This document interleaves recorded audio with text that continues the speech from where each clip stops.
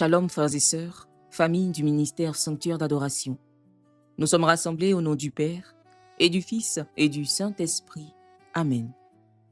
Seigneur Jésus, en ce temps de Pâques, où l'Église célèbre la victoire de la vie sur la mort, ouvre, nous t'en supplions, nos cœurs à ta parole. Que ton Esprit Saint éclaire notre intelligence, apaise nos inquiétudes et nous fasse goûter la joie des premiers croyants. Apprends-nous à écouter, s'il te plaît, Seigneur, non seulement avec nos oreilles, mais avec toute notre vie, avec notre vie entière. Parle, Seigneur, tes serviteurs écoutent. Amen. Nous méditons ensemble le psaume 92, qui est le psaume de la liturgie de ce mardi de la deuxième semaine du temps pascal. Le Seigneur est roi. Il s'est vêtu de magnificence. Le Seigneur est roi. Il s'est vêtu de magnificence. Le Seigneur a revêtu sa force. Et la terre tient bon, inébranlable. Dès l'origine, ton trône tient bon. Depuis toujours, tu es. Tes volontés sont vraiment immuables. La sainteté emplit ta maison, Seigneur, pour la suite des temps. Le Seigneur est roi. Il s'est vêtu de magnificence. Frères et sœurs, aujourd'hui le psaume proclame avec force: le Seigneur est roi, il s'est vêtu de magnificence, ton trône tient bon depuis toujours. Ce psaume bien-aimé est un cri de foi. Oui, Dieu règne, pas demain, pas seulement au ciel, mais aujourd'hui et partout. Mais une question surgit alors. Si Dieu règne véritablement, pourquoi le monde semble-t-il encore agité, fragile, incertain? La première lecture qui est tirée du livre des Actes des Apôtres, au chapitre 4, les versets 32 à 37, nous donne la réponse vivante. Saint Luc, qui est l'auteur des Actes des Apôtres, nous décrit la première communauté chrétienne. Je cite: « La multitude des croyants n'avait qu'un seul cœur et qu'une seule âme. » Voilà, frères et sœurs, comment le règne de Dieu devient visible.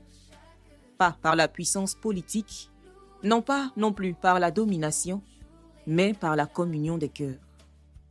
Le psaume affirme que le trône de Dieu est inébranlable. Les actes montrent où ce trône s'installe désormais, dans une communauté transformée par la résurrection.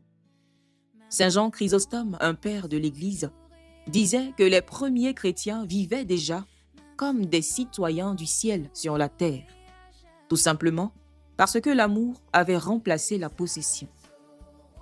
Ils partageaient tout, non par obligation, mais parce que le Christ ressuscité avait changé leur regard.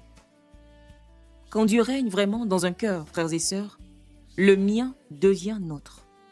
Et saint Augustin explique que là où règne la charité, Dieu lui-même gouverne. Ainsi, le psaume n'est pas seulement une louange cosmique, il devient une réalité concrète. Dieu règne lorsque le frère n'est plus un rival. Dieu règne lorsque le pauvre n'est plus invisible. Dieu règne lorsque la communauté devient famille. Barnabé, dans le livre des Actes des Apôtres, vend son champ pour aider les autres. Ce geste n'est pas économique, il est pascal. Il proclame silencieusement que le Christ est vivant, donc je peux donner sans peur.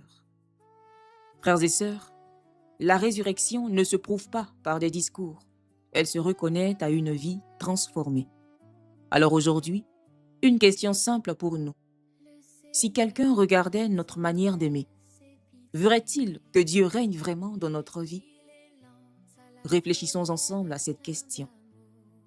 Et aujourd'hui, posons un acte simple, un partage, une réconciliation, une attention gratuite. Amen.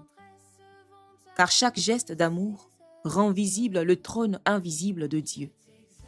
Je répète, chaque geste d'amour que nous posons vient rendre visible le trône invisible de Dieu, ici sur cette terre. Et si cette parole vous rejoint aujourd'hui, prenez un instant pour la laisser descendre dans votre cœur. Et n'hésitez surtout pas à vous abonner pour continuer à marcher avec nous à l'école de la parole de Dieu. Prions ensemble. Seigneur notre Dieu, toi dont le règne ne chancelle jamais, fais grandir en nous la vie nouvelle reçue au matin de Pâques. Apprends-nous à déployer aux yeux du monde la vitalité du Christ vainqueur de la mort. Après avoir reçu le germe de sa grâce, donne-nous d'emporter les fruits des cœurs unis, des mains ouvertes et une foi vivante qui témoigne sans peur. Que nos vies deviennent un psaume vivant, chantant ta fidélité pour toujours, par Jésus le Christ notre Seigneur. Amen. Jésus, nous t'aimons. Jésus, nous t'aimons. Jésus, nous t'aimons et nous n'avons que toi. Que le Seigneur nous bénisse, frères et sœurs, qu'il nous garde de tout mal et nous conduise à la vie éternelle. Au nom du Père, et du Fils, et du Saint-Esprit. Amen. Bénissons le Seigneur, nous rendons grâce à Dieu.